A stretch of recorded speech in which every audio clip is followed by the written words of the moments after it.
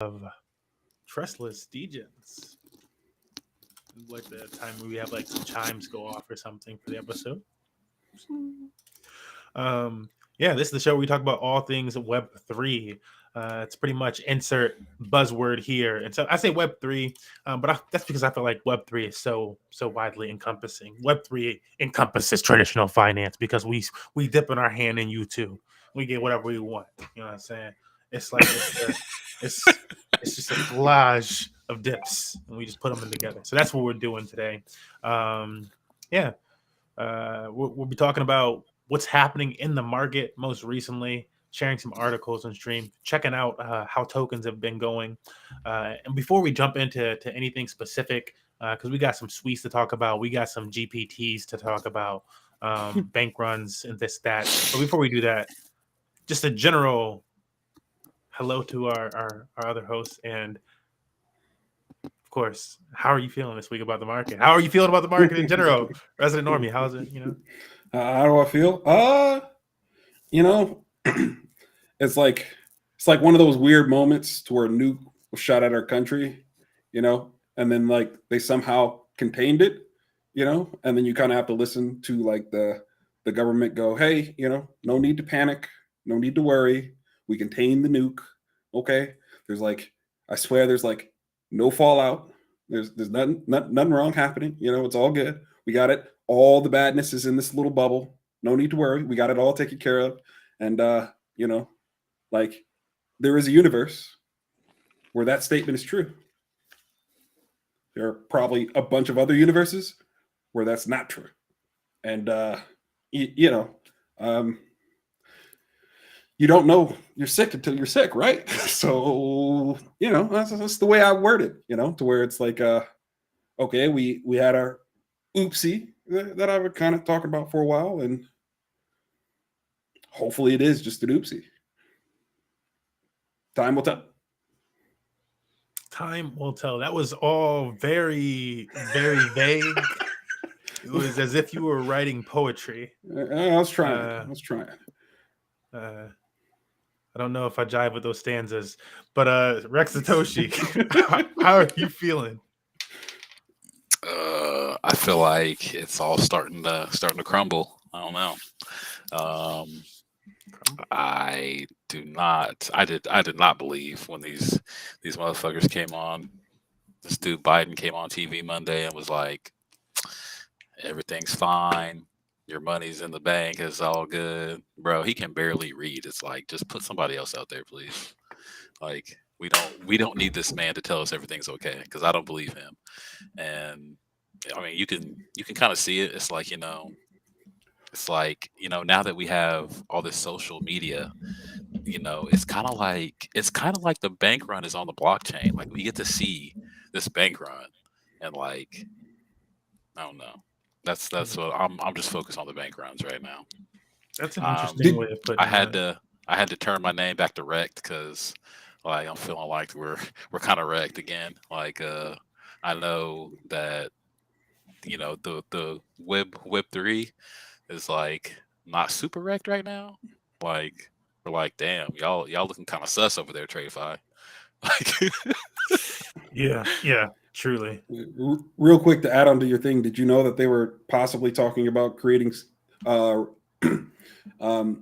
rules on what people are allowed to say on finance and like bank runs? Yeah, because that bank run was kind of started on Twitter. Yeah, they Peter Thiel and Elizabeth Warren thought she was cool, and some other people were like, get your money out of the bank, and then people said, wait, why? And then they're like, because they don't have your money. And then they went and got that shit, and not everyone could get there. So I think it's I'm just like, it's scary. It is. Yeah, that's the only thing I wanted to add to that, because that's like, that's a big yikes. I think that goes against the First Amendment. Like, I'm sorry, but it's like, if you just took your money out, like Peter Thiel supposedly did, you just took your money out, and then you go tell everyone else to take their money out. I mean, that's, I don't know. I feel like it's like what you're manipulating a market in that situation. But still, it's like he went and told his boys, his people, like, yo, We got to get this shit out. And it's kind of like what CZ did. CZ was like, yo, FTX is looking kind of sus, and I'm moving my money off that shit. And then they got wrecked. And I mean, I agree with what CZ did. So I feel like I have to agree with what Peter Thiel did. Yeah. Told his boys, get the fuck out of here. Sorry, Smurf. I know you didn't mean for me to go on for 5 minutes, but It's all right. It's all right. My opinion, my general opinion of the market can hold. I can stay on this for you guys feel satisfied. no, I generally want agree to on this hear topic too. your opinion on the market. I'll do twofold then. Not to stray too far from what you just said. I think I agree with that then, and I agree with just the lack of silencing of something like that. There's like insider trading when things, but then there's also if it's a free market and you're not. There shouldn't be any issues with being like, oh yeah, they're like this. It's like being like, yeah, they're not going to be making any more Pokemon cards, and so everybody just runs to everybody really just run to the store and buy every single Pokemon set. Well, then, who was saying it on Twitter? Yeah. Who was saying it? Told y'all that? Who was saying it on Twitter? Because now there's an issue with the supply of Pokemon cards around. We don't got any more Pokemon cards. We need it's like. Is it really our fault that everybody wanted to go do it? Should it not be able to be supported? Is it really that much of an? If it's that much of an issue, then there's a larger issue that we couldn't do it in that manner. Just real quick, I wanted. Did you hear that story about how those that company that makes all those collectibles? I think it's like Funko Pops. How they threw away put a bunch of their supply of toys literally in a landfill. And people were like, "Where's that at?" So we're gonna get them. They had so much supply that they just had to throw it away. But yeah, dude, it's wild how funny your analogies are when you compare them to Pokemon cards. Or I'm like, bro, I'm running to the game store to get the Pokemon cards. People were like, I gotta get my cards. Yeah, shit. Forget that. Let it be your cards that you own. All cards are going away. You better pull your cards out. It's like these people are so used to their little clubs, and they're so used to not everyone knowing their moves and their plays. And that's why I say it's because even back 2008 2009, I didn't really notice the banks failing and shit. I heard about it on TV, but I don't remember seeing the numbers of the people that were getting ready to get liquidated, because they bailed them out anyway. But now you get to see some of these numbers today about how Credit Suisse is borrowing $50 billion from in Swiss francs. I'm just I think they're a Swiss bank, but it's just that's wild that they're just gonna get bailed out so fast. But I mean, because I feel like they have to get bailed out. I feel like if Credit Suisse crashes, I feel like everything's gonna be fucked. See, here's the thing though, is we're fucked either way, and this is why these things are always so fucking weird. Is a lot of the times it's somebody has to be responsible. You can't just be all right, well, here comes the fairy money, here comes this. Oh, you guys failed, it's gonna hurt other people. Well, let's just sweep it under the rug. At some point, or you could make a mistake. Here comes the fairy money.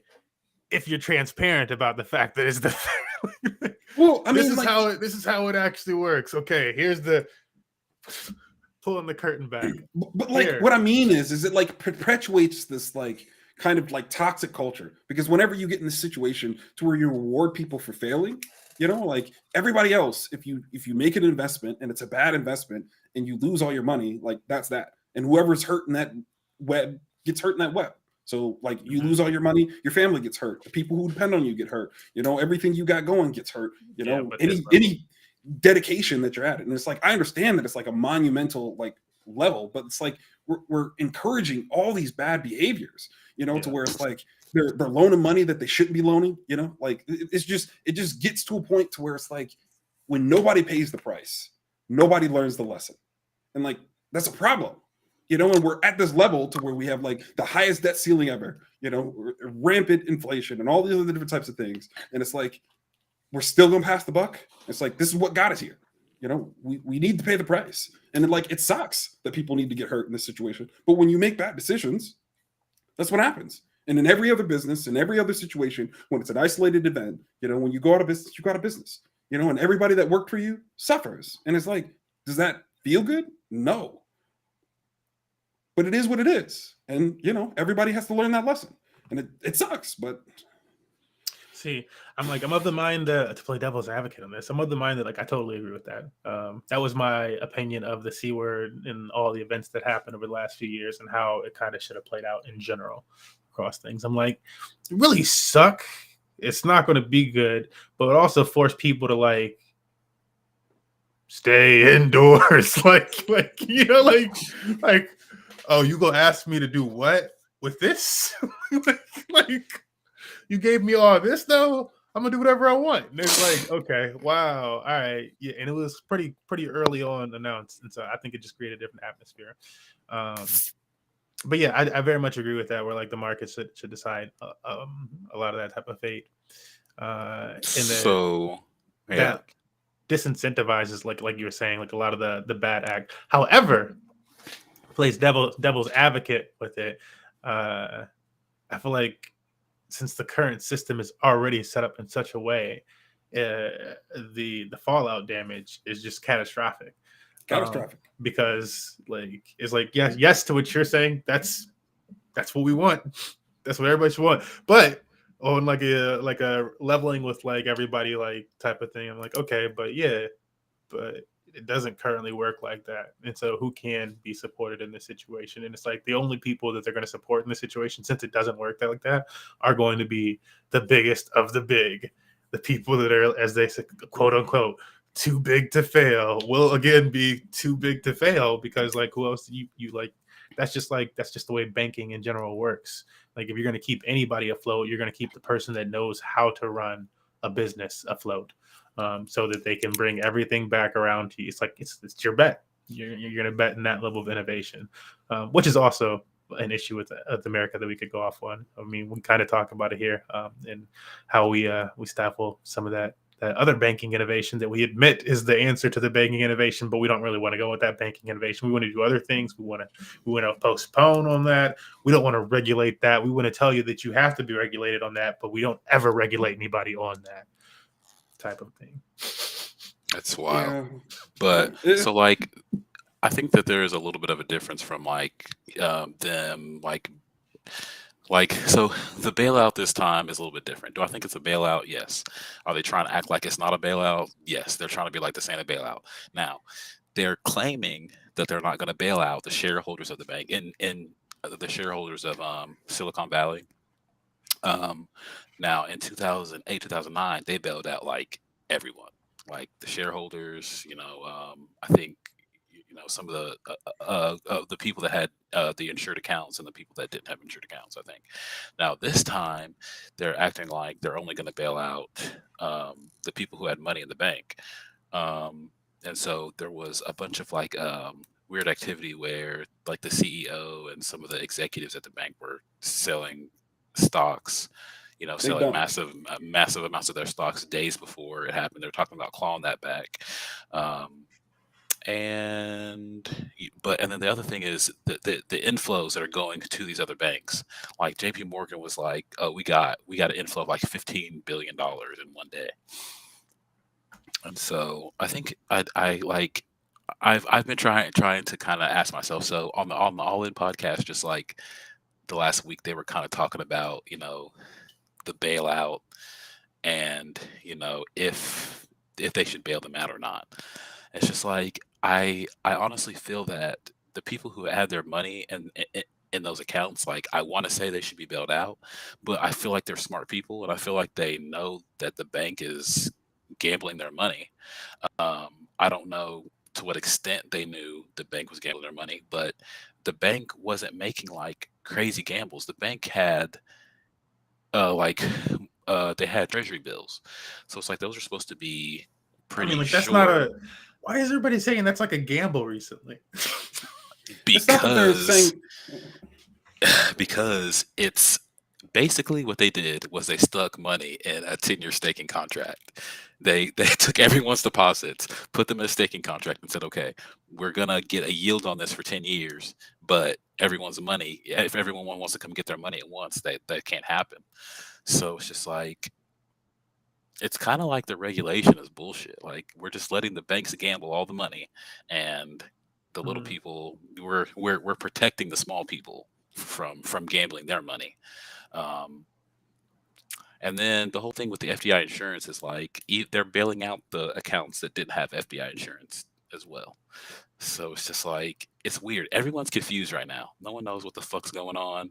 Everyone's like, everything looks weird. Everything feels weird. I don't know. Crypto's is so volatile right now. Like, everyone's throwing a fit. Talking about crypto's volatile. Treasury bonds are volatile.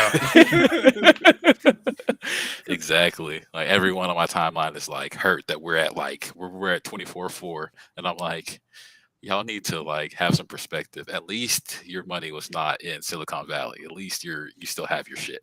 Your money is still there. You can still go get it whenever you want. Bitcoin's doing exactly what it's supposed to do.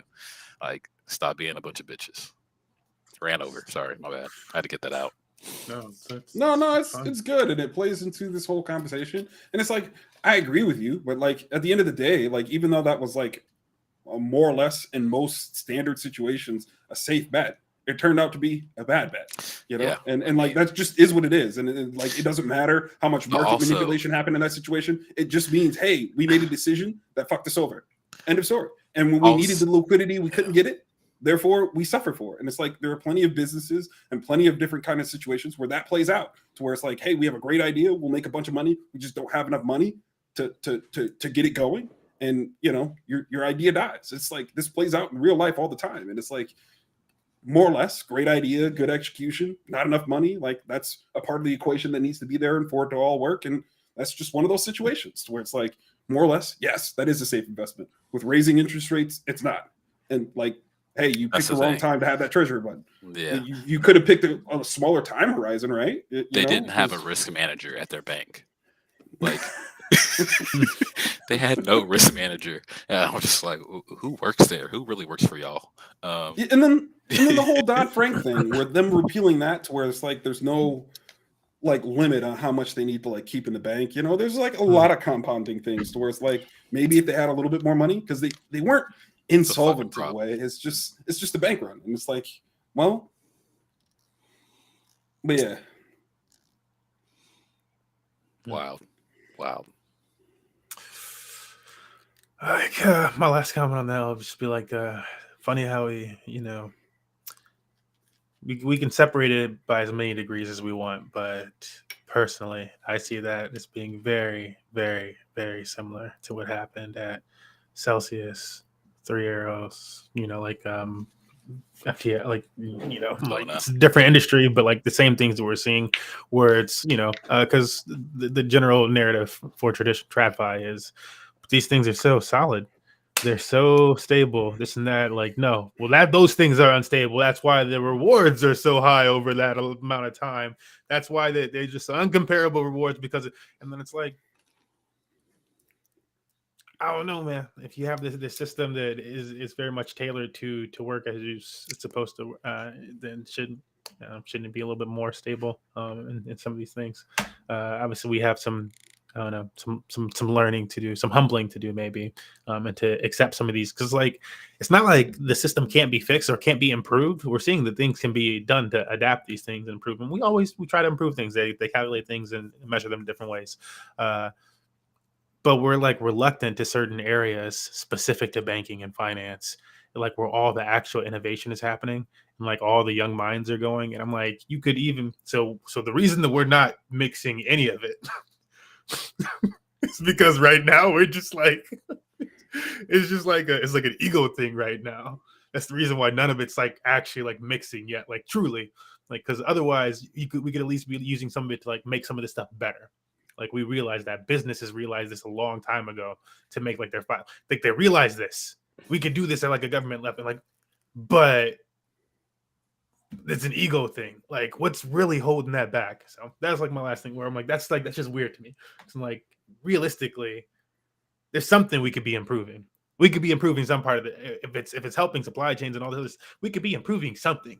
But like, why are we like actually stopping that level of innovation? That's like the helpful portion of things. Like, screw the money aspect. Like, you can improve things, and we're like on that level of like ego trip. We're like not improving things. It's wild to me.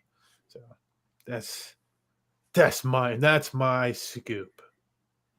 How the hell do I turn this thing dark mode? Oh, this is bothersome. Yeah, we really need to innovate. The banking system needs to be seriously reformed. But yeah, we know that ain't gonna happen anytime soon. All right. So in general, Infinite, were you saying you're bullish, you're bearish? Satoshi's wrecked right now, so you're feeling bearish. I'm definitely feeling bearish.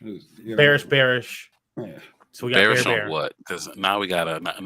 How we feel about the market? Just like the market in general, the crypto market. Are you like gains? Are you like what I'm bullish, bro. This is what we're here for. We're here for this type of situation right now. Like, you wrecked Satoshi, but you bullish. Hey, I mean, yeah, Satoshi. I just had to. TradeFi is wrecked. Like they're so wrecked. And I just have to be wrecked for them, I have to give them a taste of what it's like to be wrecked. And this is it. Like, yeah, like, look, y'all are kind of looking kind of weird right now. Like, y'all's money is looking, it ain't moving well. Yeah. And I'm gonna need y'all. Yeah. Why is it doing that? And I'm gonna need y'all to just buy like 1% of some Bitcoin. Financial advice. We gotta dilute some more LUSD. Like, is that what we gotta do over here? We gotta dilute. Yeah, they need to do something. We haven't even touched on. So what I want to know is. So yeah, Satoshi. I'm bullish on crypto. Wrecked on TradeFi. There, my bad. All right. I was like before that. Okay. All right, Infinite. You're bearish on the market. Yeah, in general. Why is that? Why is that? The banking thing, or yeah. It's just like it's hard to tell how deep that goes. This is. I think the people in the banks kind of knew that the interest rates were kind of putting some of those things at risk. Hence them selling when they sold. Like it kind of seems like they know when they're hitting the breaking point. But I feel like most people obviously don't have access to that information, and so I just don't know how, as they put it, that contagion actually is, and how deep it will go. Okay. So, all right. And so your concern is like how deep the contagion from the banks goes, right? That'll like affect the wider market, okay. Right? All right. Where it's like I can see some really nasty things happening from that. Okay. We'll go into that more in a second. I was like, what's the nasty thing? But all right, my opinion is it's hard not to be a little bullish out here. It's a little bit. Few crypto dude sat down with some people for a meal the other day, and they were some normies. I mentioned them that I too speak to normies once a week. I speak to normies. I speak to another normie. I know one. No, and they were like, yeah, how are you feeling about the market with these bank runs and stuff like that? I was listening to them talk about it on the news, and they were like, yeah, crypto is just screwed, blah, blah, blah, blah, blah. And I was like, it's funny.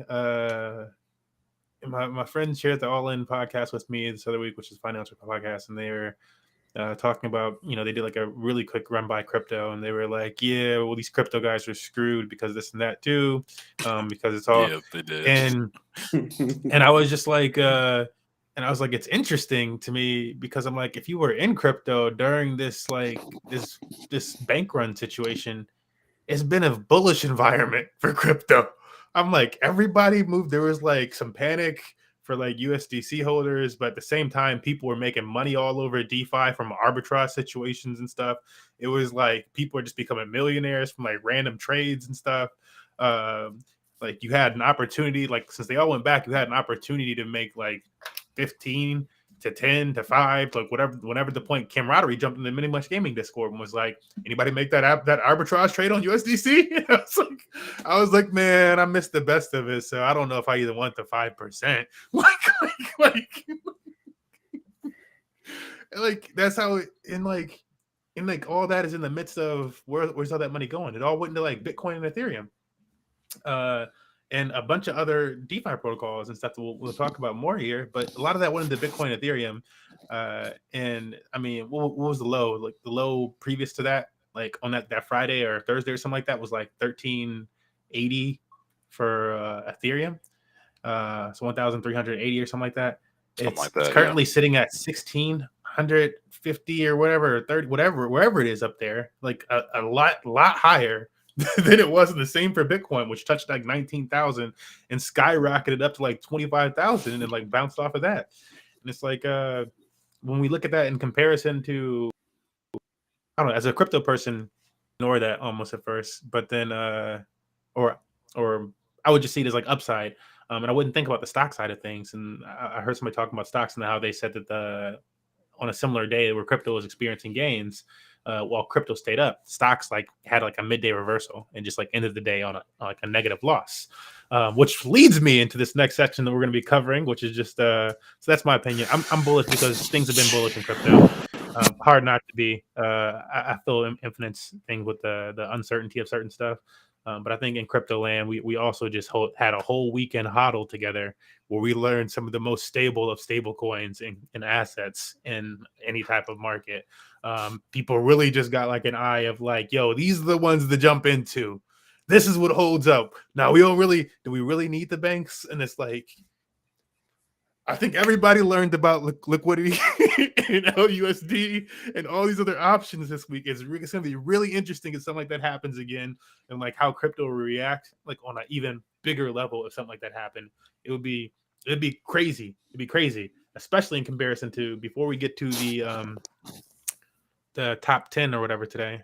Going through crypto, I want to show this right here, which is the S&P 500 over the 1 month period. So we started up here and then we're down over here. And so this is like a direct, like, oh, well, how's this stuff going? Like that's not very pretty.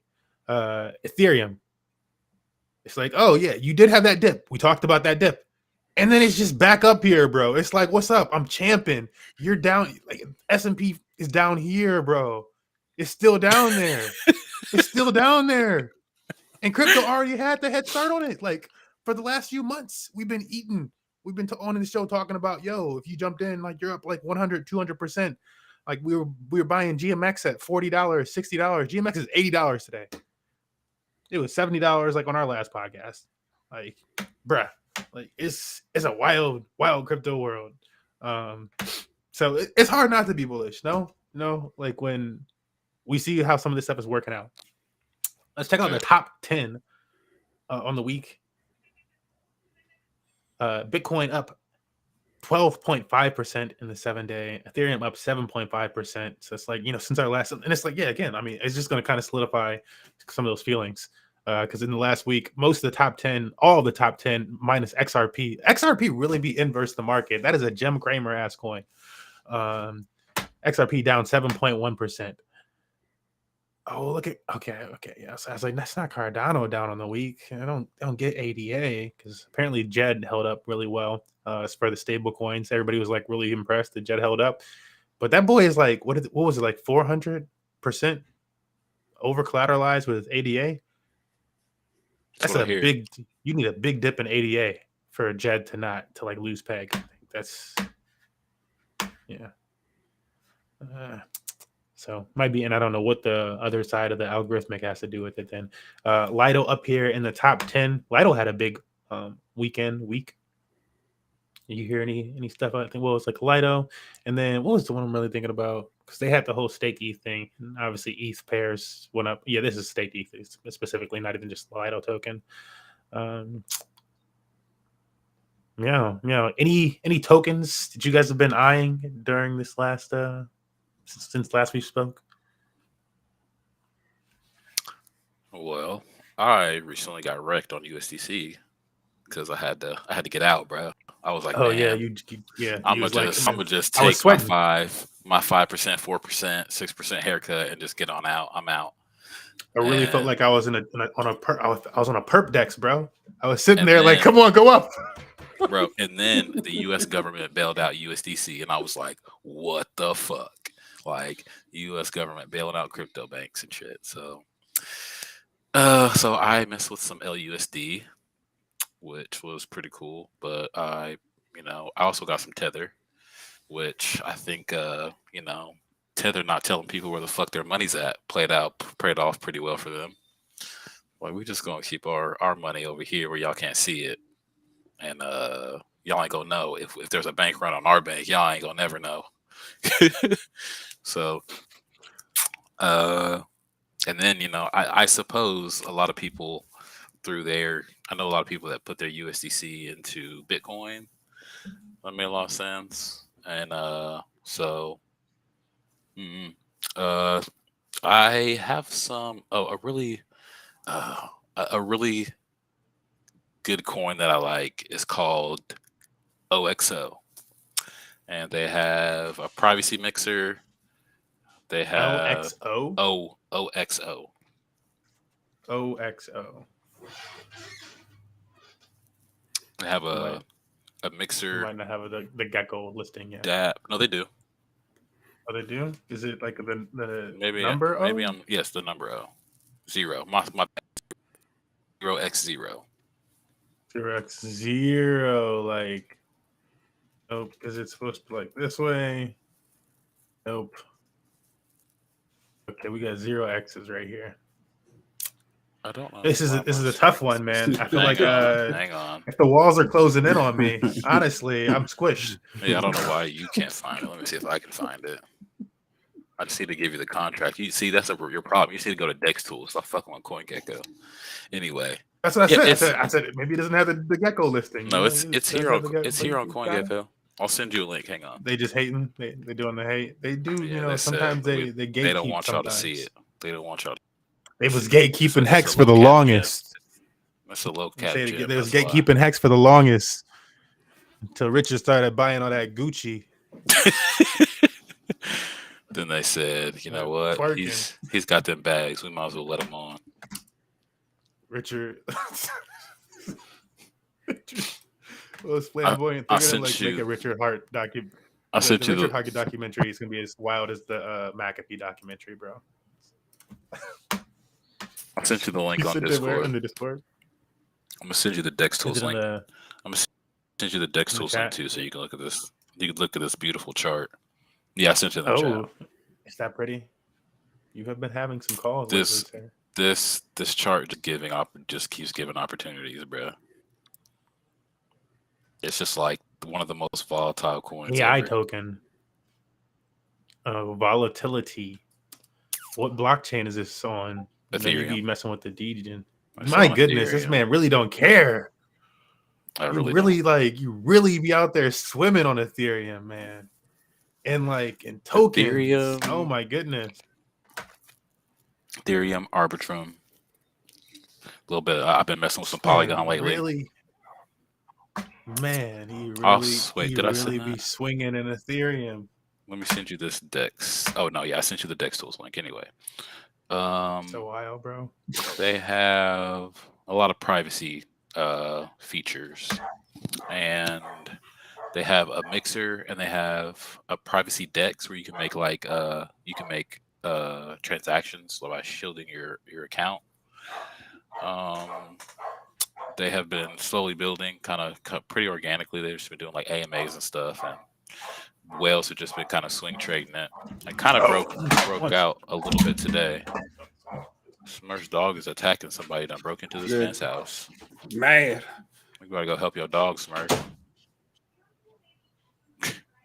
Anyway, I hope my boy Smurf's all right. But OXO is on Uniswap. I don't know what other.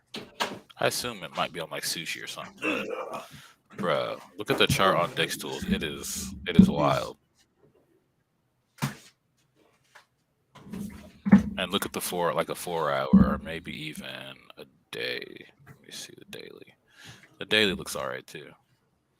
But just it just keeps making higher lows.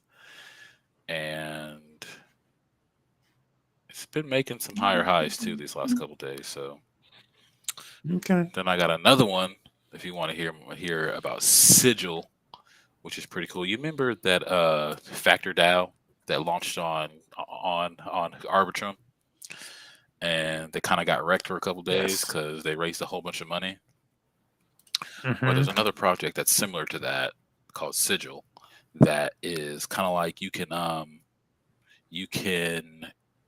so it's just like you make a pool, like traders can make a pool on Sigil, and people can invest money in your pool, and you can invest that pool money into other tokens and stuff, and then the people who invested in that pool get a percentage back, and people make money like that. But I think Factors market cap was somewhere around 30 million before all this crap started. So I'm thinking that Factor can kind of swing high and maybe get up there into that 30 million range maybe. But I really hope, This is another one of wish. the other one is Ethereum plays. It is on Ethereum, but they are gonna get on other blockchains. And that's what I'm saying. Yeah, I'm just playing on the Sigil token. I don't know if I'll really put my money in any pools because I don't really like the fees on Ethereum. But I feel like it could work out. It just depends on how they execute. But It's interesting hearing that too. Like we're obviously like working for a blockchain company, and I saw we obviously don't offer financial advice here. But yeah, your nature of token trading, but not like getting into like because I feel like Ethereum is like the granddaddy of DeFi in my opinion. I'm like, yes, it has everything. It's got the token swings and this and that, whatever the heck. But you're like with the Sigil thing, you're like, I don't know about getting in the pools for it, where it offers like the yields, but I'll trade your somebody token. else will. Somebody Yeah, else yeah. will definitely do that shit. That don't mean that I'm I just got to like, do it. yeah, it's Yeah. just like interesting to me, like thinking of like how these layers are kind of like forming, and like I think and like a lot of that is like, dude, like what you said, I don't know, like number one, there's like the risk of like smart contracts. I'm sure plays into that some. You're like, I don't know Yep. about smart contracts, and then number two, then you're like, all right, the fees. That's what you like mentioned, at least verbally. You're like, okay, well, the fees are going to be more expensive on a smart contract than like sending a token or like doing simple trades. Mhm. So yeah, things So to consider is like we see how Ethereum layers itself out. until they move to a different blockchain, I'm definitely not trying to use my money with fees and stuff, staking and unstaking and shit like that. Ain't for me. Now I will buy Ethereum tokens because I know that they can make money, but I'm not a whale, and I'm not trying to lose money on transactions. Um, that's why I've been buying NFTs on other blockchains too, which is a lot of fun. Like it gets so addicting just being able to buy NFTs with like We're gonna have the infinite buy some Arbitrum with NFTs. no gas. It's just like it's great. And I forgot that Polygon's supposed to be doing some fucking ZK Sync shit soon. So I'm like, let me get some more Polygon. I've been spending way too much Polygon over this last couple days. I need to buy some back. Bad. Somebody. Yeah. Anyway, what Yeah. if y'all been? So Satoshi's out here swimming. I got Out here another swimming deep in the pool. I got another project to tell y'all about, but I'm gonna let someone else jump in there. Okay. Yeah. Give the infinite a chance to breathe for a second. I mean, I just want to do the basics. I just want to buy into Bitcoin and ETH, to be honest. I'm trying to pay off my credit card debt. So doing that first. But if I were to tell you which ones that I kind of do want to buy, it'd be those two. Just the basic, run-of-the-mill, basic boy. I gotta be risky, man. I gotta feel like I'm at the casino at all times. If I don't feel like I'm at the I casino, gotta roll the dice. if I don't feel like I'm at the casino, then I'm not trying to do this shit no more. Okay. All right. Well, different strokes for different folks. Everybody's got a different risk profile. That would be like a fun thing to like make a graphic for. Like risk profile.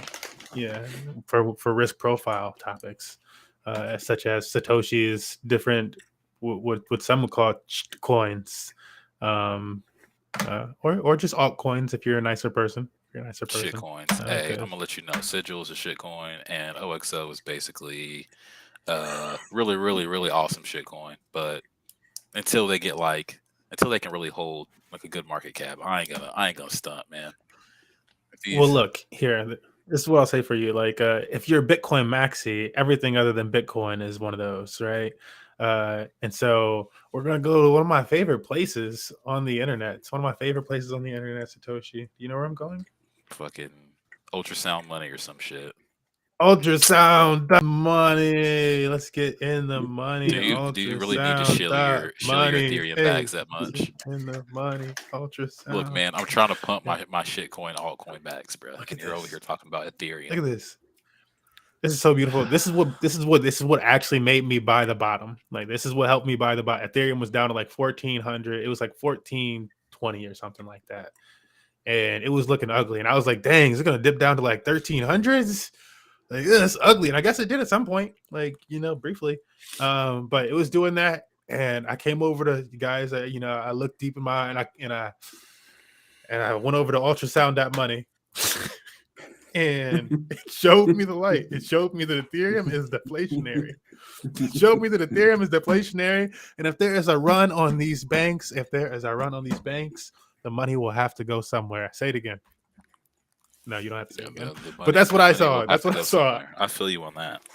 I mean, you got to buy ETH before you can buy shitcoin. So, I mean, buy the ETH, bro.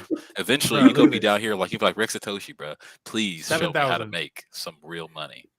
And I'm gonna be like, buy Shiba Doge Inu, bro. Oh my god! Yeah, you would. On ETH. On ETH. On ETH. And you better listen. You missed out. Bro. Opportunity cost. Wow. If I ever tell you to buy Shiba Doge Inu, please just delete me from Discord. I don't know, bro. Right now, your reputation. I mean, I'm kind of on a heater. I ain't gonna lie to you. Yeah, I might just throw something in there. But yeah, I was pointing this out. This is down somewhere around, I want to say 5,000 to 7,000 Ethereum since last week. Last we did this. That's starting to become pretty substantial compared to previously. Like, it used to be like, oh, like around here it was like, oh, maybe a little bit of Ethereum's burnt. Now this thing is just like, actually, like, I know it looks down and this might be like hard to like conceptualize it, but for the longest we weren't really burning. I mean, it was like staying neutral, and now it's just pretty obviously like, yo, I'm free falling. Let me tell you, choose your rendition. It's like when Vitan all those shit coins, and he fucking instantly dumps them or burns them all. That's what's happening. He finds it. He's got a whole folder on his computer called charities, and it's like, another one, huh? He's just, this is where I'm sending it. Good work. He's just burning all the Ethereum. Just sending it right to the burn head. I heard that Vitalik went on a date the other day. Really? I don't know. I think it was bullshit. It was just a picture of him at dinner with some girl. But if Vitalik could do the exact same thing that Gary Vee did like 5 years ago, the internet would explode. If we're just like following Vitalik around on the streets of, I don't know where the hell you are. No, but him and his singing. Purple velvet with unicorn patterns on everything and stuff, and it'd be a really special world. We all might get along for once. We would all be collectively talking mad shit about Vitalik, like when he sang that stupid ass song. Oh my! I didn't. I've yet to listen to that video in with the audio on. It's like, so I have no context for the audio, and it's just like a bunch of like crypto devs standing there on stage doing like arm circles and like flapping up and down with like badgers in the background. I assume that I'm like, maybe they tell me what they are if I turn the audio on, but I'm not turning this audio on. Be glad. All I can think about while you guys are riffing over this is you, Alvin, sitting there being like, "Can I live? Can I live? Can we live, man?" Oh my god. Life. But yeah. Ethereum, crazy deflationary. Other than NFTs, we're seeing Uniswap, Arbitrum down here taking a lot of these fees. Way ahead of Optimism, in my opinion. Oh, some more stuff with Blur. I don't know what was that's the marketplace. Oh, Blur has 2 marketplaces. I don't know how Blur works. Get on another chain for me to play with you more. I've looked around. You look awesome. I like the way that you can categorize things. I'd use you over OpenSea. We can knock this out of the park, Blur. Just get on other chains. You gotta stop fucking with that Ethereum, Blur. But Ethereum, See, though. it's funny how Smurf will tell us to buy it, that he loves Ethereum, but he don't want to buy nothing on Ethereum. How does I'm that buying work? Ethereum though, but I got Ethereum on L2s, bro. I got L2s. Oh, You okay. know, Oh, okay. like You back should in say that. You should back in the probably early let us 2000s, know. we had D's on them. I got L2s. You know what I'm saying? Well, I Yeah, appreciate that. Now that it right. all makes sense now. It all makes Yeah, sense. Because yeah, I was yeah, like, what are you even doing with your Ethereum? bro. But now it Like makes sense. It yielding, makes sense. earning yield, trying out different pools. You paying them small fees, huh? Paying Them them little small fees. fees, them small fees. The small fees, yeah. I've been an ETH boy though. I haven't I've been earning ETH for using ETH for yield for over a year. Same pair. I got a ETH USDC pair that kicks it. I got straight up ETH that kicks it, earning yield, and I got some ETH that I transfer in and out of some more degen yield opportunities. But we got to keep it Ethan. ETH is the daddy of it when it comes to it. Fun topic switch. Are you guys ready for a topic switch, gentlemen? Indeed. Get this square out of here. Okay, cool. This one has something. It still has to do with crypto, but it's a wider topic. It's a crypto narrative. Welcome everybody. GPT-4. GPT-4. Yeah. What are our opinions? So I have this specific article up here, which I do want to discuss a little bit. But yeah, what are opinions of Chat GPT? Number one, let's start with that. We're gonna do 50. It's gonna be have you used Chat GPT? And then if you've used Chat GPT, or if you haven't, whatever, what's your opinion of GPT-4? This update. If you've seen anything about it, / we're going to go through this article, so you're going to learn something about it. Infinite, start us off. Have you used Chat GPT? No, I am interested to do it, but I'm interested in what this article is. Like you mentioned before, I'm busy. I've been sick and all that other stuff, so I'm ready to get into it. Intimate's afraid to approach AI bots, guys. He's that guy in the club. Won't even talk to a bot. I'm not afraid. I straight up believe in it.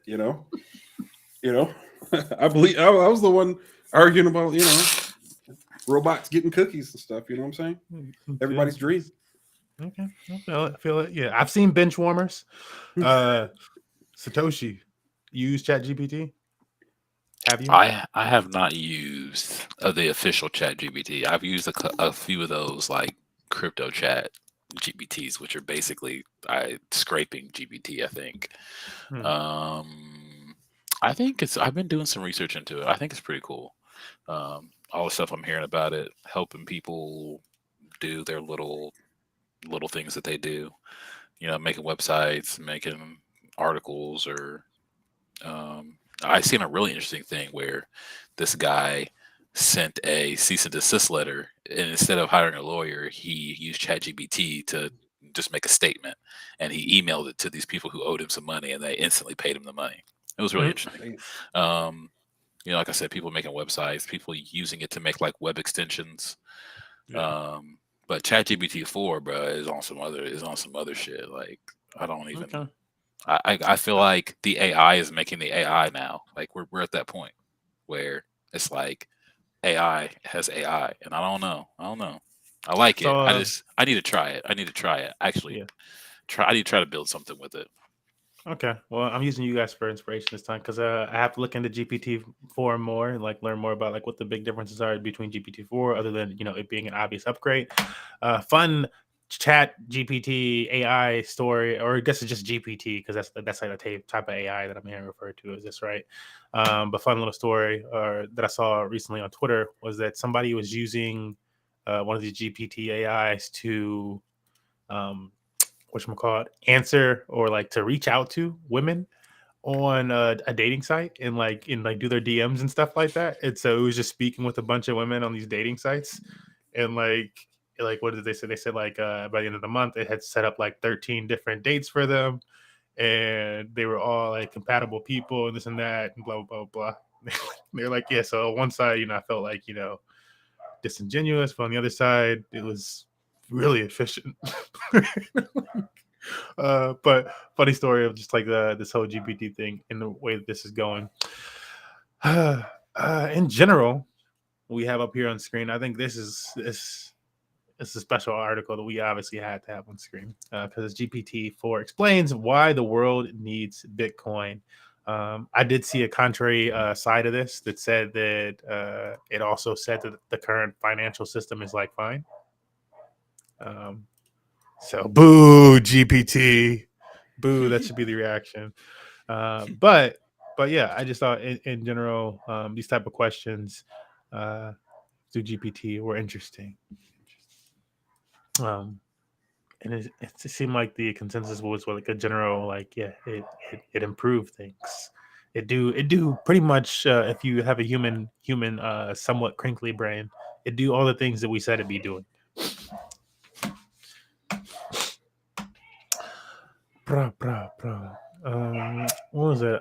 Before we move off of this AI portion of things, the GPTs. Shout out to AI. Our cover photo was actually done by AI today. Not sure if you guys seen our cover photo on YouTube. It's an AI cover photo. I used the Mid Journey to create it. It's an AI that I've been using to create some stuff.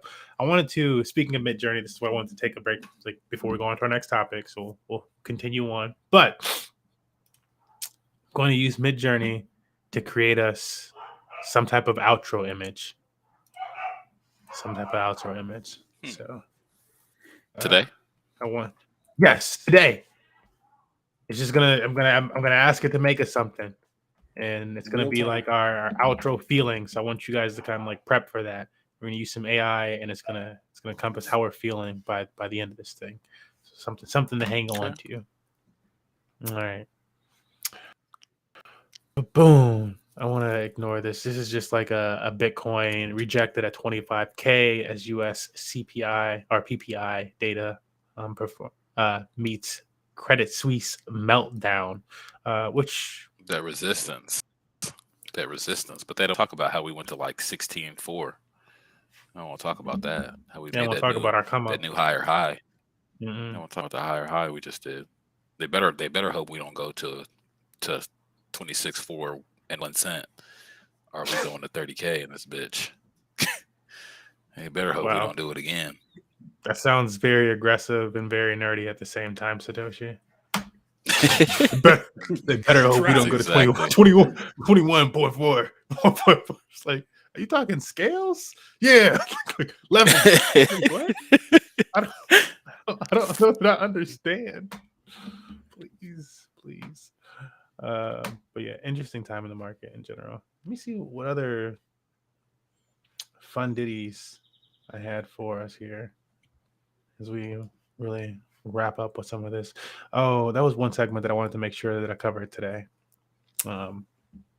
Stop by this really quickly. This is more so like I want to put y'all on while I be on to things. Because I've been seeing, it's like one of those, like, it's like you see it one time. Okay. Maybe there's that. You see it a second time. Okay. Third time. It's a trend. I don't know why I'm seeing it 3 times.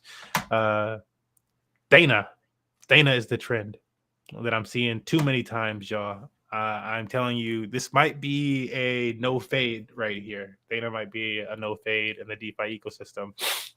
I want to make sure Binance. Yes. I've been seeing them when I go to the DeFi llamas. And I've been I've been seeing a lot of it too, to be honest with you. And one of my boys told me about Dana early, and I faded it. I kind of forgot about it, but I have to agree with you. I've been fading too much, and so it's getting to that point, and I see, it's catching on. I got to you too. Thana, it might be too much to fade any longer. But Floki Thana forged partnership to turbocharge DeFi on BNB chain. I've been hearing some Degens talking the telegrams. About BNB chain being overlooked by crypto Twitter. Now they're saying all the eggheads on crypto Twitter are not paying attention to what's happening on BNB chain, and that's definitely true. If we're just talking about what's being covered on each chain, it's not a debate. There's no threads going around about anything on Binance Smart Chain. Come on, it's all Arbitrum, Optimism, scared of ZK rollups. Everyone is scared of Binance, and also, so if you went to DeFi Llama like a week or two ago, no, probably like a couple weeks ago, and you looked at the amount of stable coins that were leaving Binance Smart Chain, it was kind of scary. Like it was I getting wild mean, out there. look, my stables don't do nothing but leave Binance Smart Chain, but it's not Binance Smart Chain's fault. Don't hear that and get upset, Binance. No, It's not your it ain't fault. their I fault. did the But same thing with Tron. And guess what? I still got some stuff over there on Tron. I looked the other day and I was like, oh, it's earning me USDD. I got some USDD. I got a video game worth of USDD. I can go in the other room and buy me Elden Ring right now with some USDD. Thank you, Tron. And it's gonna be thank you BUSD like that too, because I might have to get into Hay. BUSD, what? I'm pretty sure Nah, like bro. Hay, like the stable coin Maybe. gives you like the yields and stuff like that. I think the yields are in BUSD. I don't think they're in BNB. But we've been looking at some stuff. The Hay ecosystem itself for stable coins, like maybe it's a move. It might look like it's a move. That was part of my research over the weekend while everybody was looking at LUSD and everything on Ethereum and that ecosystem. And I was like, well, what about the people over on Binance Smart Chain that are just like, I don't know, they're really satisfied with Binance Smart Chain. So they don't look anywhere else anymore. Which I feel like it's a lot of DeFi right now. I feel like a lot of people are just like, yeah, no Uniswap V3 for me. I say, as a matter of fact, Uniswap just moved to Binance Smart Chain, didn't they? Did they? They did. Oh, they're gonna bring that that V3 is coming regardless. Then, man, yes, like, oh my goodness, they're there. They just got. It was just like today. I want to say. Let me see if I can find it to you. Which I think is kind of dope. I think it's cool that Uniswap's moving over there. They should have been there a long time ago. They should have. That ego, that bias. When I say Uniswap V3, it doesn't really mean much to the infinite. But Satoshi, does that mean anything to you? When I say Uniswap V3, and if so, what would that mean? I don't know. There's V1, V2, and V3, and all I know is that sometimes you can buy tokens on V1, V2, or V3. I don't know the difference in what they do, except for it's annoying to switch between them. That is true. It is annoying to switch between them. Let me see if I can. I'm trying to plug in one of my other computers really quickly and give myself a little screenage. Does this take me over? It takes me over. I'm going to show you guys an example of Uniswap V3 in terms of like what it looks like and it's a big difference in AMMs. My goodness, I'm always like AMM being in crypto. Like, this is a tongue twister. But it's a big difference in terms of, I don't know, the yield opportunity, I would say, in AMMs. And I don't know, some of the aesthetic and just like the way that these smart contracts work, I guess, in the background. So what we're used to is you get LP tokens, and the LP token is represented by like they're just tokens. They're like tokens in the blockchain, like any other tokens, but they're LP tokens, and it's a special. That's what you're moving to like farm. So you like pair up liquidity on a AMM, and they give you LP tokens, which are actual tokens that you can deposit in a farm for a certain amount of tokens, or moving whatever you want to do. So now instead of these LP tokens, which don't really show up in your wallet, I mean, I guess they do show up in your wallet. Nobody's tracked you. You've never looked in your wallet for your dang LP tokens, I guarantee you, unless you're looking at like an Ether scan or something. Now in V3, these LP tokens are NFTs. They're NFTs in V3. That's cool. That reminds me of someone. So you're right. I believe I pushed this. Yes, I pushed this here. So this is a pair that I have on Uniswap. This is Uniswap. And in general, I think you have to switch it off of, I don't know where you go somewhere, maybe these three dots, and you'll like switch it to V2 or whatever the heck. But in general, it's going to have you on V3. And it doesn't, like, honestly, you don't deal with any of it unless you're dealing with yields. And so when you're creating a yield, and Trader Joe on Avalanche and Arbitrum and everywhere else now also does like something like this, but I hate their setup, and I'll show you that really quickly too. But when you're creating a yield over here, you like this is the NFT. That's what it looks like, and it's representing this curve. It's a curve, but it's representing the curve. There is representing like a range that the liquidity or that the pair is allowed to move in. Are we supposed to be seeing your screen? Right now, we only see you. Yeah, there we go. Let me see. I don't know that it did it. It did not. Oh no, it's because this other thing just got stuck. Oh no. Yeah. Let me see if it. This button. Yeah. Thanks, Infinite. Here we go. This is what I want to get to. I'm gonna have to do it. I'm gonna be able to do this manually. I might have to try to manually. Okay. Can you see it now? Yes. All right. I don't know how I'm gonna get myself back. We'll figure it out. All right, so showing you Uniswap here, basic AMM look here, and when you're putting liquidity together on Uniswap, so the pool section, this is also how Uniswap operates as like a yield farm. So Uniswap also kind of operates as a yield farm, and it's all done from their pools. And so this is like this whole concept here, and like the way that this is done is like the next level of DeFi, where I'm like, there's another learning curve, because I don't totally understand how to best grasp the ranges here. So I got to do some reading myself before I can educate you guys some more on that. But basically, when you're creating a liquidity pair here, same way that you normally would, you choose half and half. However, now if you're feeling like more bullish on an asset, you can choose to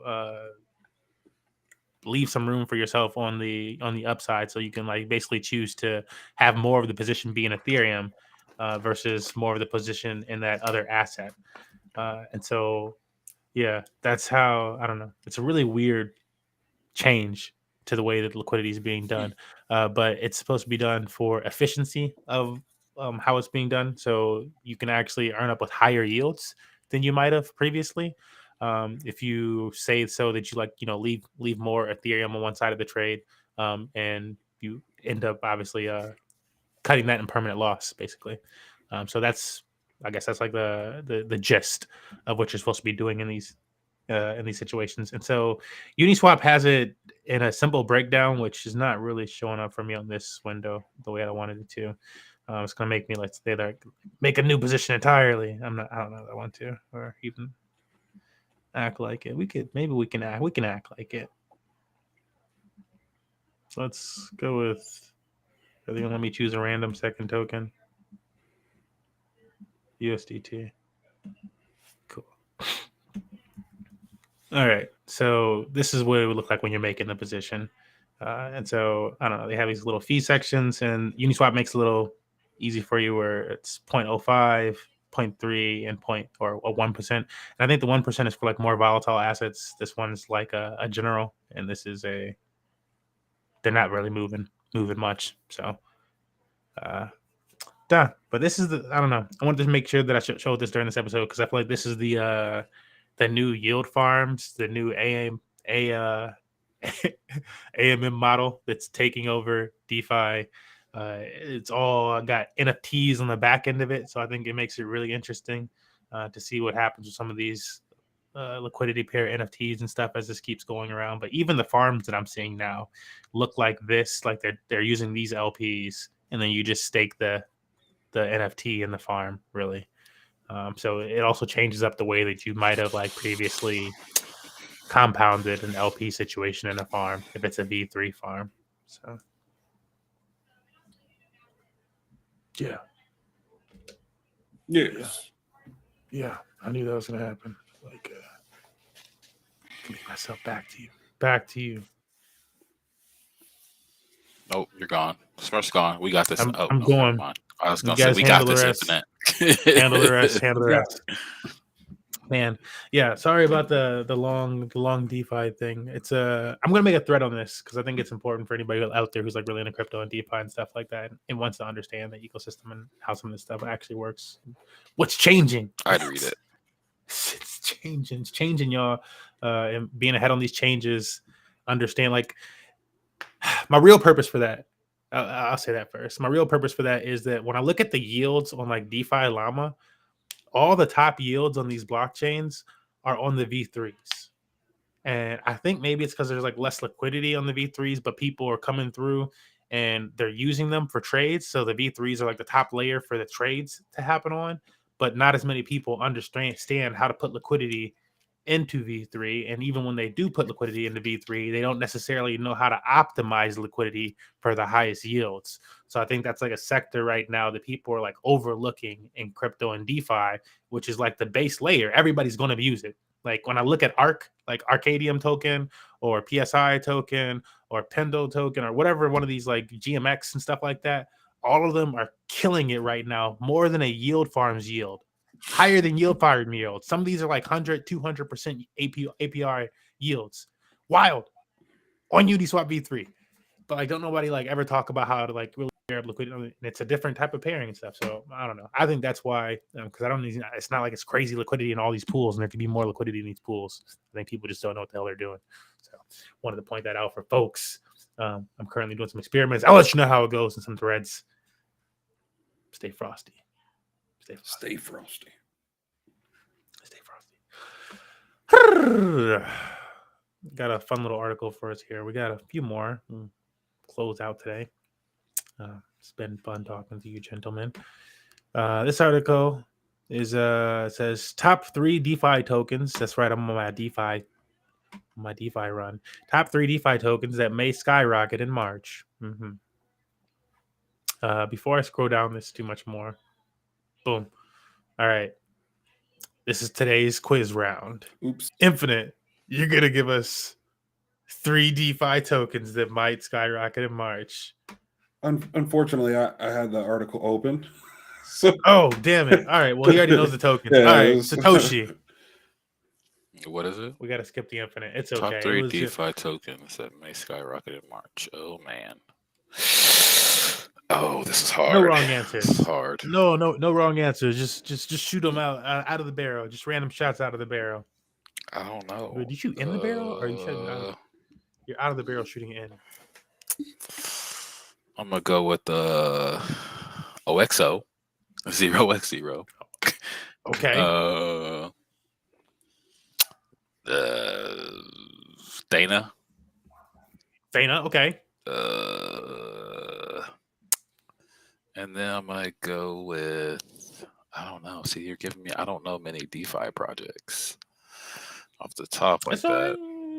Your OXO, Dana. The ones I want to mention, I don't want to mention. Conflict of interest. Let me think. And you don't get no Cardani, spy. Oh, no, I don't know what that is. Cardizzi. But I would never mention that token. That's something that I think is gonna go up. That only goes down. Whatever that is. Hang on, I'm cheating. I had to go to CoinGecko to find one. You know what? I have a rapper named Liquidity. OX.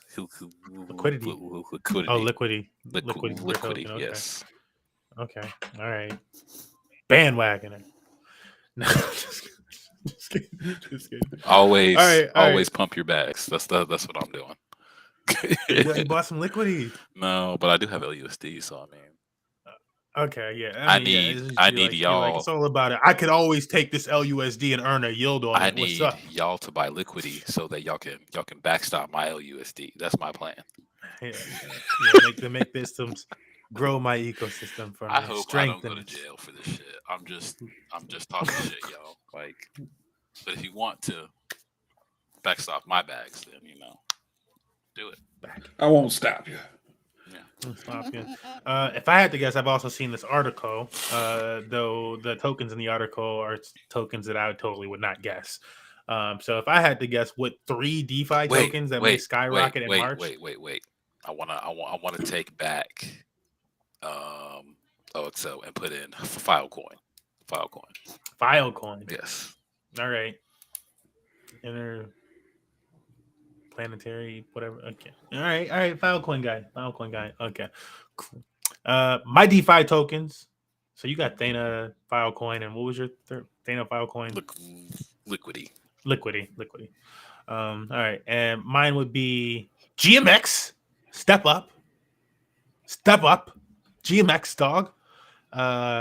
Probably another tail runner. GNS. I don't know why I wouldn't. If I'm going to go GMX, I'm going to go GNS. And it sucks because it's 2 in the same category. So I'm not happy about that. And then my third one would be, and for March, CRV curve. Oh, actually, you know what? I take that back. It'd be Pendle. It's gonna be Pendle. Okay. I'm like, it'd be Pendle's a good CRV. I'm one. like, I don't really like I hear a those lot about emissions Pendle. like all like that. But yeah, Pendle been kind of popping off in like the ear a little too much lately. So it'd be Pendle. But let's back that up. First, we're gonna go through this thing, and then we'll see. Well, actually, before we go to their tokens, because like who says they're credible anyways, right? Screw these guys. Who says they're credible anyways? This is Token Terminal. This is my buddy here, Token Terminal. It's a nice website which you have to pay to use. So I use the free version. Yeah, I use the free know version. if I've ever used that before. No, I don't think I have. it's nice. It's nice. So what I used it for in this free version is just getting a grasp of what protocols are making a yield. Like, so you get to like see protocols and like how much money they're making. So in this world where real yield matters, and in a world with bank runs where over collateralized stable coins that are decentralized are better than stable coins that aren't, if you got a protocol that's decentralized, over collateralized, with decentralized assets, and it's earning revenue, you got yourself a winner regardless of the market. We've already seen that crypto can be going up when the rest of the market's going down. So websites like Token Terminal definitely help you dial into that a little bit. And we're looking at that's going to hurt your eyes. We're looking at the most profitable dApps here. Top dApps and blockchains based on daily cumulative revenue in the past 180 days. We got Ethereum and then Tron.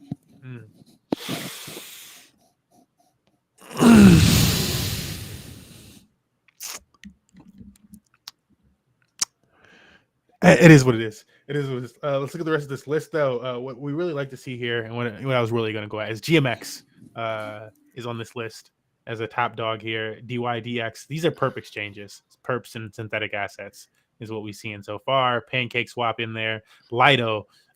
We talked about LSDs before, and the wrapped stake ETH, or the Ethereum being unlocked and be able to use it as a wrapped stake ETH and all this other stuff. LSD narrative. That's Lido.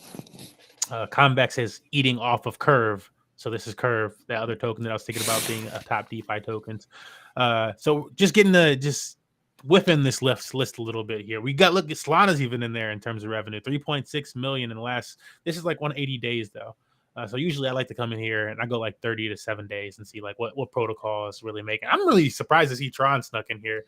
Like, did they just let them on the list? Because normally it's like Ethereum and then it'll be like OpenSea, GMX. Tron done snuck in here. They must have made a lot of money. I don't need to look that up. Like, what happened? That's weird. Justin doing some cooking the books again, bro. You know that. You know how He's getting wrecked on Huobi is what he's doing. Synthetics has been big lately. Are you I've talked about their SUSD token, over collateralized token before. They also have synthetic assets, so you can, like, gold and whatever the heck. It's like a GNS before GNS. But yeah, all these same type of oh, look, there goes yours. Filecoin in the last 7 days though.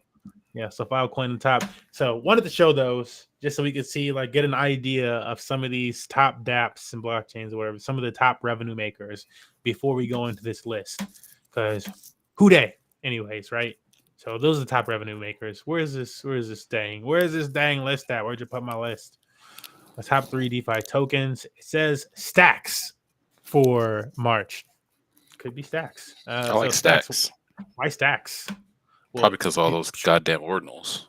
Yes, sir. I was like, that's an interesting one. It's a narrative I haven't moved into much, but I should probably just make a wallet or two for just ordinal trading or something. It's probably not a bad idea to get more familiar with the Bitcoin side of things, anyways, as that builds out. Like, but yeah, I don't know much about Stacks. I've seen it. I know it's in the Bitcoin family.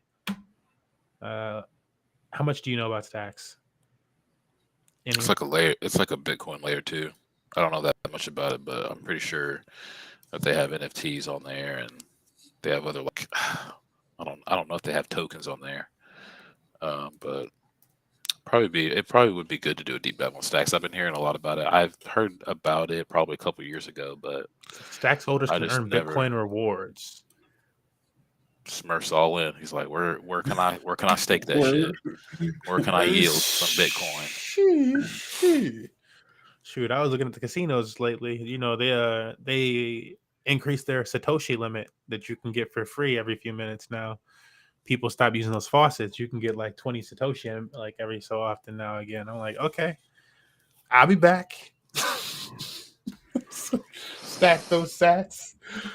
Oh man, might as well. I feel like those are potential dollars one day. Complex. I'm not sure of the complex narrative. Again, I said this list was like, I was like, yo, what is this list, bro? So Stacks, that made sense to me. Complex next generation blockchain platform designed to address scalability and security limiting. Fast forward, the complex network uses a unique consensus algorithm called tree graph, which combines the best factors of proof of stake and proof of work and proof of stake consensus. So is it just like another blockchain? Is it an L1? Is that what they wanted to say?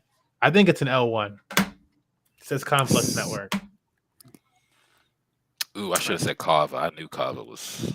Yeah, the Cosmos one, right? This is Cosmos blockchain. Kava is a decentralized finance DeFi platform built on Cosmos blockchain.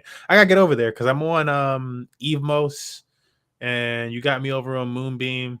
I'm gonna keep trying. I'm gonna keep swinging over in this whole Cosmos place until I hit a home run. Actually, Evos wasn't really bad. I spent no money, and I have who knows? But there's money over there that I did not spend anything to make happen. Thank you, blockchain. Did literally nothing. They were like, have you used an Ethereum wallet in the last year? Like, yeah. You mean, of course. Here's at the time it was like $200. They were like, here you go. And that's because I found it late. Other people were getting like $1,000 when they found it. So crazy stuff in blockchain, man. I imagine I'm not trying to. I mentioned that story because I'm not trying to miss out on that type of opportunity over here in Kava and everything else happening in the Cosmos ecosystem. So this is the one they're saying look out for. Interesting list. I wouldn't have picked it, but I'm also in the weeds of the Degen jungle. And you're like, bro, take a bath, and I'm like, nah, the fungus. So yeah, that's how in the weeds I am.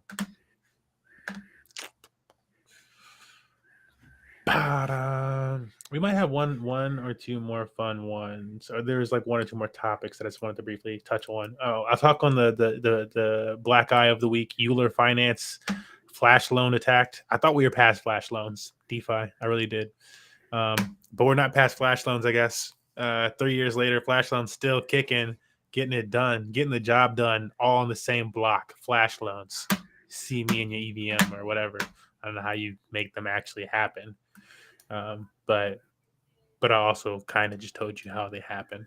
And these happen in the same transaction. I saw some like pickup thing on YouTube where they were like, yeah, it was like a talk like dirty to me thing. And this dude was like explaining like flash loan attacks, or the chick was like explaining flash loan attacks to the guy. He's supposed to be like sexy. Like, this is the hard cringes like nerd I've ever seen. Cause like only like 1% of the internet understands what you're talking about. Nobody knows what a flash loan is. But that happened to Euler. It was a big DeFi protocol. They lost like $100+ million. It's a pretty big hack. It's getting black-eyed in crypto, but at the same time, nobody really knows that it happened because everybody's talking about the dang banks. At least nobody in mainstream. They're like, oh, we're worried about other things. You ever heard about the Swiss? Yeah. So what they don't know don't hurt them. Maybe actually it does. It affects a bunch of different DeFi protocols. Most of them are able to shut the valve off on how it affected their ecosystem. It's more so pools in these different protocols. So if you were a user of certain methods within certain pools on different DeFi protocols, you might find that that's no longer working. You've been affected by Euler and the flash loan attack. Yeah, no fun. Yeah, the last thing that I was gonna hit on, it was similar to these whole dang it, Satoshi almost gets some props for this. It was similar to the whole like top three tokens thing. So let me put these two articles up here for you guys just to see. One of these is talking about SNX. SNX anybody? And the other is talking about Satoshi's favorite word to try to say. Liquidy. And that's how you know I have not done research. I don't know how to spell anyway. I mean, it's spelled weird, bro. It's like that says liquid, right? Like they're like, okay, Dude, I thought that's like cool. they were. It took me forever to say solidly right. I thought it was the solidity, but no, it's solidly. Yeah, I was looking at that lizard. All right, so this is to give Satoshi some props, and also the last thing on the day, really, in terms of keeping an eye out on those tokens that have been doing well, even when the rest of the market is kind of falling apart. Liquidity, their whole ecosystem was one of the shining stars of everything. We talked, and the funny thing is, if you watch our show, I've been pushing it kind of heavy, like just like yo, but this thing is over collateralized. Yo, nah, son, with Ethereum, yo, how hard is it for that to go down all the way? Like, yo, 4 times as much, this and that, blah blah. You can earn a yield, and yeah, it really showed out. So decentralized stablecoin, over collateralized by Ethereum. Where you can stake the stablecoin itself and earn yields and the stablecoin in Ethereum, and you're earning those yields on liquidations. So when the market moves, you earn money all the time because people are always being liquidated, right, in markets, and you earn that much more money when it's volatile and you're staking a dang stable coin that's backed up by it's a pretty good deal. Apparently, people make double to triple digit APYs off the stable coin when they're in it for a long time. Though the majority of the time throughout the year, it's like at a 9% or so APY, and then you get these moments where you just they gave you a bunch of money. So interesting protocol. I've been keeping my eye on it and seeing it as that solution when we start to walk away from the USDCs. And I haven't put any of my money in Tether because I still don't trust them from back, and I don't see a reason to start trusting them now. But LQTY, is that right? Yes, it's their native token, so you can earn this token as well in the ecosystem, and it's a staking process. I really like this protocol itself. I think it's one of the most decentralized protocols on the blockchain. So I wasn't bringing it up because so I don't think this is really even like a degen play like that. Like it's a degen play because it's blockchain and it's new tech and stuff. But this is one of the best performing DeFi protocols.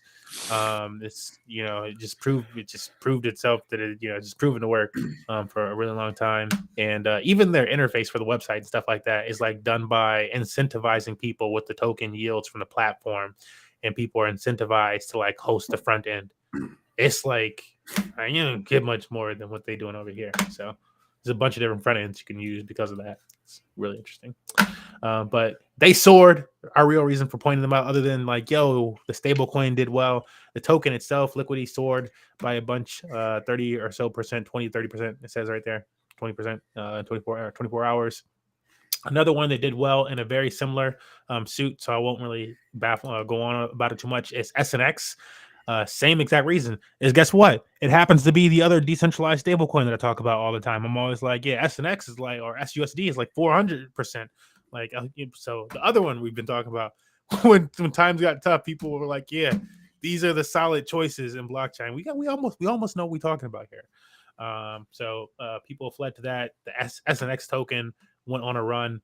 Other than that, tokens that aren't mentioned in this because I didn't cover every single one, but some other ones that did really well are the same type of tokens that I mentioned in my what I would expect to do well in March, which are GNS, GMX. These tokens had nice runs, and then Quinta. And Quinta is like GMX, like a perpetuals DEX that's built on top of synthetics, SNX, the token that ran. So the SNX system ran. Other perpetuals DEXs ran. Anything that was decentralized, if it was decentralized and it allowed trading, it was running. And if it was decentralized and it provided a stable asset for you to chill in, it was running. All the things that are necessary in DeFi.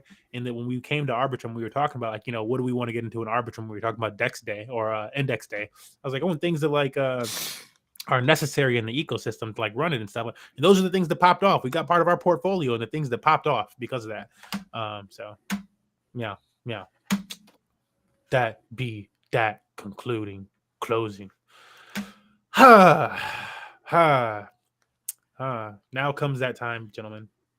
Now comes that time. where I go back around and I ask you how you're feeling now that we've talked about the market today and we've all had our snacks and Grammys, apple juice boxes. Sounds really sugary right now. We're going to go around and talk about how we feel. I'm going to insert some random prompts and we're going to come up with an image from AI. Okay. Well, I'll go ahead and get started. I still feel bearish. I think kind of like that super kind of, hey, the banks almost failed. You know, we really don't know how bad that was, and whether or not if they would have just let it go, what would have happened. That certainly is a catastrophic event. I'm not necessarily sure that we should feel comfortable at the moment. You know, still kind of don't know what Jerome Powell will do. You know, and whether or not inflation will start to come down or not. They'll keep raising rates and all that other stuff. So it's one of those situations until that feels comfortable, I'll probably stay bearish, you know. But I always feel like I should always ask the context or add the context, just because I'm saying that. That's my general sentiment on how I see like the market at large. But that doesn't mean you can't have opportunities, and that doesn't mean that I'm poo-pooing on any other market or industry and so on and so forth. Because there's always Don't let him walk this back. See, like, why you got to do that? Because it's like, I'm not even walking it back. It's just like, you guys are always like, really bearish. And I'm kind of like, well, yeah, you know, and it's like, yeah, I can see there's some opportunities. And it's like, I know why you guys feel good, but you know, I got to keep to my general sentiment of like, yeah, the pain's not done yet. That's all. Okay. Don't let him walk that back. Like, I want to go last this time. I want to go last. Oh, you gonna go last? Hey, okay, you switching it up. Oh man. All right. I gotta put an A at the beginning of the sentence, apparently. I'm feeling the same way that I was feeling last week, kind of. It's like, you know, we're still in the same thing that I was mentioning, which is there's opportunities on these dips. I still feel like we're in somewhat of a bear market. I mean, like all the news is like bearish and stuff like that, right? So it's not hard to believe. So I still feel like we're like in a bear market where we're obviously like in some type of bull run within this bear market. Well, depending on the market you're in, right? That's why there's always a bull run somewhere. So in the crypto market, it's been bull running. Like we showed the Ethereum and the S&P 500 charts, and they're opposites. Like Ethereum was already going up, it had the dip down, and then it went back up again. And S&P was just like on a gradual decline, like all month. It's like a very opposite of like how these markets are reacting overall. But in general, for the overall crypto, I'm bullish on crypto overall. You know, this last weekend with these assets and stuff like that, just built up some conviction for me with some of these DeFi products, where like even when they were affected and stuff like that, some of their mechanisms to regain the peg, just things worked. And so yeah, it was also like an eye opener to like, okay, yeah, like I remember when I was first like accepting USDC, and I was like, I don't know, man. It's like, you know, I'm on the blockchain, and that's the man, bro. What is the man doing here on the blockchain? Should I even like put this in my portfolio? It's like, Smurf, you need a stable coin anyways. Don't nobody like Tether. Don't know, come on, bro. What you going to like BUSD wasn't really a thing at the time like that. You know, like that. It was like you could do that, but who used BSD? And so I accepted the lesser of two evils, I thought. You know, I elected Biden. And the story goes on. The story goes on. And that's how we have USDC. So in general, yeah, I'm bullish on crypto. Still a little bearish on the market, but as the Infinite was saying, like, yeah, I think that there's room to be making gains, and I think if anywhere there's going to be gains made, until what do they say? Until the trend changes, like the trend is your friend, and the trend has been bullish for crypto since like September. Like it's just been an obvious crypto bull market where every pullback is up $200, $300 more dollars. So like plus the like it gains and then $200-$300 more dollars. So I'm like, whoa, yeah. That's me, Satoshi. Yeah, you good. Okay, Q Rex Satoshi. So I think that I feel like for the crypto market, this is one of them now or never moments. Like if we can build some bullish structure amongst all this trade fi FUD and scary trade fi shit, I think that it's not really it for me. I know that like this is it. This is we diversify our value into the blockchain because we seen that the things can happen with TradeFi. So I think I don't want to say we're like, it's okay to diversify, and it's what people should do is diversify their assets. Don't have all your assets in one bank. I think it was scary. What's scary going on with the banks? I think that if you were a business that had your money in the bank that you needed to pay your employees, it's just like, how do you not want the bank to bail you out? A regular person who had no exposure, like, don't bail them out. But it's just like we got to find a median somewhere in between that. But I just feel like if we're just bailing people out and not making new regulations, this can't happen again, then we're just in a cycle. So I think that we're slowly proving our use case and proving why we're here. I think that the Infinite we need to give him his flowers for being bearish on for so many weeks, so many shows, and now it finally paid off. Like, he told us something was about to break, and the shit broke. And I've been hearing like over in Europe it's going crazy right now, that their banks are looking kind of sus. So I don't know. I think that we gotta keep at it.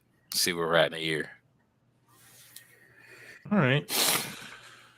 So I'm going to type in the words, taking all that in.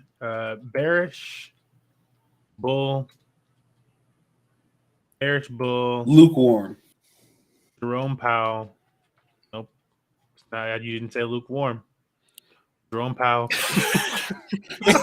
Did say bearish. I mean, it's definitely bearish. Europe. You gotta. Europe, Biden. Maybe confused. Do you ever just get triggered when you see Biden go on TV? I just get so triggered, bro. I just be like, man, not where we just came. I don't like this. I don't like this. It's like I get it, but like at the same time, it's just like not where we came from. At least you could laugh at our last president. Like, oh, you're not really supposed to be here, so you're funny. You're funny, but Biden, you're just like scared. You're just like, this is what we voted for this shit. Like, this is what we wanted. This is what we wanted. Two of like one of the biggest kind of like situations happened because of his presidency.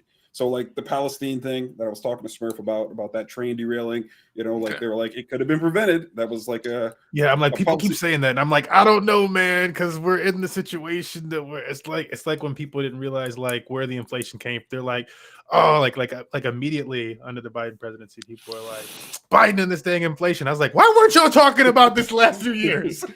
Where y'all been? Like, really? Now it's okay to talk about it. Now we're okay to talk about it on the news. Okay.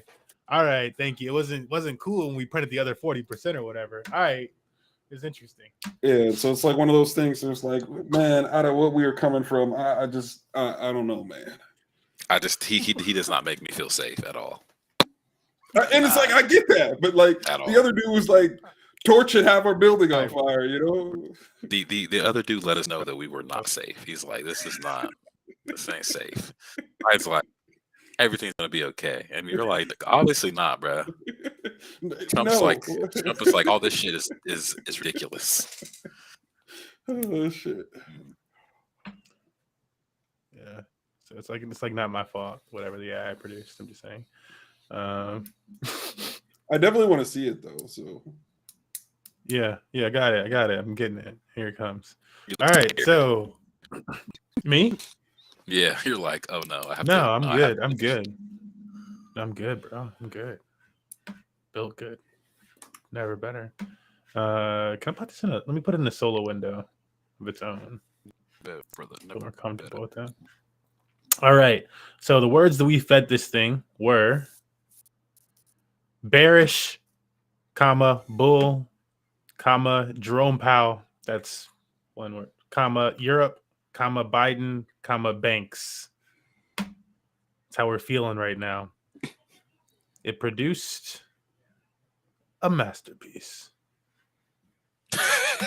You get multiple options with this. The fucking bear bull, bro. You have to get me this. I need this in my life right here, bro. Look at his hair. What's up with the stars in the back? Like Yeah, 1, 2, bro. 3, 4, 5, 6, 7, 8 You know stars. Dude, the weird thing about the stars. It's like it feels awfully Ukrainian. Yes, it does, I don't bro. want to go there, bro. I'm like, yo, what's wrong with this AI, bro? They're like, chose to make Biden up there. I was like, yo, oh, that's a choice. it looks good though. I'm not gonna lie. I like all of them to be honest. Oh, okay. So The top run I like the mentioned them- least. bro, they are all pretty good. This is one thing that I'll say, like, where I don't see it so much in this one. But I'll show you guys one of my favorite things about this whole AI stuff. This image specifically is like, man, I might have to like tell this community, like, yo, check this out. What do you guys notice? Is like the longer you look at this stuff, right? And so it's probably the same case with this one. The longer you look at these, the more trippy they get. Like, these are honestly like some of the trippiest images ever when you like just stare at these AI images and like break down how they're made. So like, I'm like, I guarantee if you were to like look at one of these corners of this image or something like that and try to like, okay, how is that actually put together? Sometimes you're looking at something and like this very much looks like Biden's face in the top left corner next to like a warthog looking bull thing, right? Mm-hmm. But when you like stare at these, sometimes you'll like look at it and like in the eye is like a foot. It's like a dang foot, but it's like a black foot. It's like turned sideways or something. Like it optically looks like whatever the hell you thought it looked like at first. But when you like really look into it, and I've noticed this in like a ton of these different artworks where I'm like, yo, sometimes the stuff that they have layered on top of it is crazy. It's absolutely ridiculous. So this is one that's a good example of this. And so like the longer that you stare at this one, the more that you start to like see things that like, because like at first glance you're like, okay, it's a bunch of people and whatever the heck. The longer you stare at it, the more you see like things that just don't make sense, or like mend into other things, or why is there a head there that's upside down? That's not even the full head. What is that? Like so I'll share this with you guys after the stream.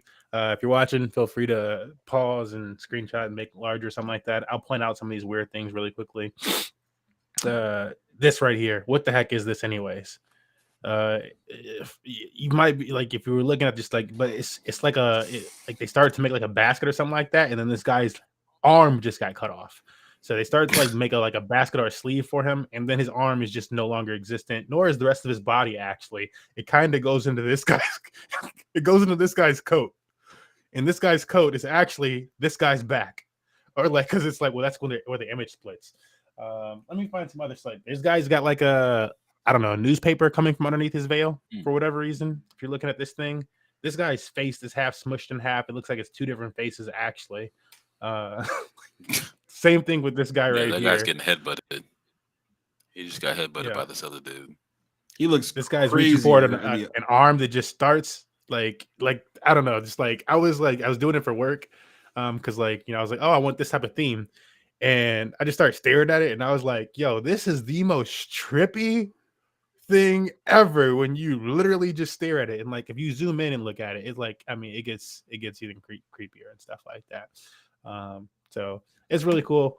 I'll send it to you guys. I'm sure we'd see the same exact stuff on Biden here if we gave him a chance.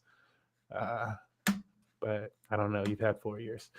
This one down here, I feel like this is a mix of like, they were like, did they say Trump or Biden? I don't know. Let's give him a politician with a stern face and a creature that looks like it could eat him. The shading on it is like crazy. Like that top right one, when I stare at it really long, it feels like the picture's pulsing. Yeah, because it's got like some stuff in the background. You probably can't see it so well from where you are, but like there's like these lines around the stars and stuff like that. It's like the way they layer this stuff again, like in like the when you can like actually stare at them and like figure out because I'm sure there's stuff on here that like looks like it's normal, like because they like the concepts look pretty like straightforward to you. But as this one was like a great example. If you see any of the mistakes in this one, you're like what the hell is this thing right here?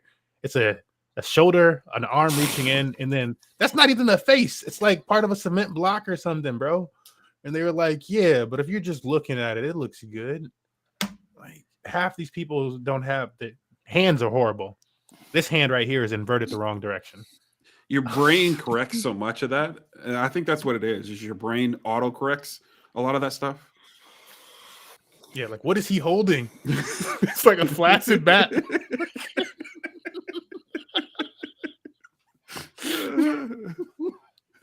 Oh my goodness. But yeah, bro. I'm happy to pay for this. All right, that was it for today. Hopefully you guys had some fun with that. We made that Biden creature. I'll send that to you guys. That's I like that. In case you want him. Oh, there's one other I should send you guys because this is what today's thing was made off of. I'll show you guys these real quickly. This is what I actually use for today's to create these images today. I'll show you this window. Cool. And I started with a horseman. I'm not. Oh, you guys can't see it. Here it is. Started with the horseman. Yeah. So I was trying to make a horse person. But they gave me this guy. He's supposed to be in a Tokyo street, Tokyo alley. But then I had to get more specific. Let them know that I wanted one. I wanted it neon, and it had to be a horseman and a business. So fiery eyes and all this stuff. So I got a little bit more specific. Started to come together. Got this horseman. This is the one we have from the top in the left corner here. That's the on today's, and then this other guy over here in the top right. Those are the two on today's cover. But in general, I think they look pretty dope. They do. These horse people, like they kind of fire. I might make this one like my the Twitter bio picture or something like that for Trustless Degens. Like it's kind of fire, bro. It's fire. It is kind of fire. I ain't gonna lie. I like all of them, to be honest. Yeah, so we got some other horse people. So yeah, I was like, I'm probably gonna keep making horse people like when I like do my threads. So let me know if you need a horse person for your thread, Satoshi. We can have them like these guys they're in Neon Tokyo, but we can have them be anywhere. It'd be like horse person on the beach, like thinking hard or something. Okay. Make me like a cyborg horse, and I'll use it for my thread. No. A zombie horse. Yeah, there, zombie horse. Zombie horseman. Zombie horseman. Here, look. This is the last thing we do today. We'll go for like a quick with zombie horseman. What he can look like. They're not going to give you what you want. I don't think that's specific enough. I like the way that it's phrased. You usually have to mess up once or twice. But let's try. I've coded horseman a few times. Zombie horseman. Oh, we should have done hyper realistic zombie horseman. You get two prompts, Satoshi. Bet. Because we got to do hyper realistic.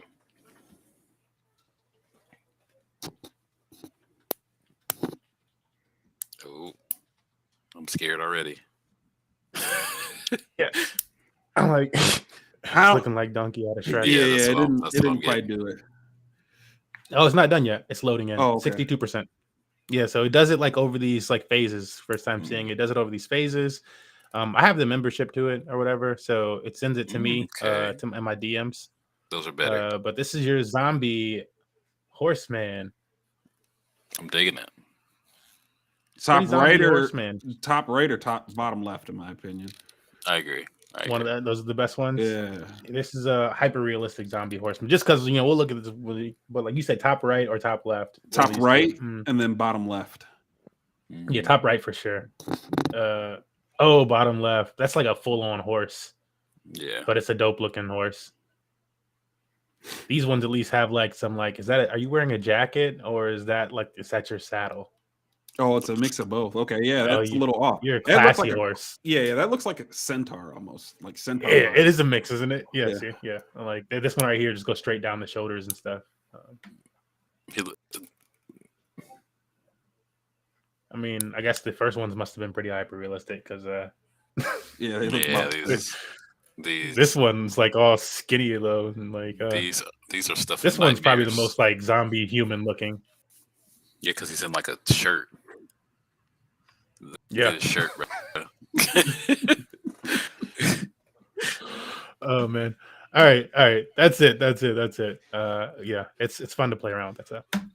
You can go to Midjourney Discord. The cool thing about going to their Discord, when you're doing it for free, is you get to see all these other people's queries come in while you're making your query, and there's a lot of Dragon Ball Z fans out there. So it's really funny to see like all the different things that people make, and you're like, oh my goodness, where's my art? And you just like get stuck in this like wall of art, and it's like, whoa, people are asking for a lot of crazy stuff. Yeah, that's it for this week's show. Thank you guys for joining me and making this as awesome as it usually is. For sure. Deuce. Show me down.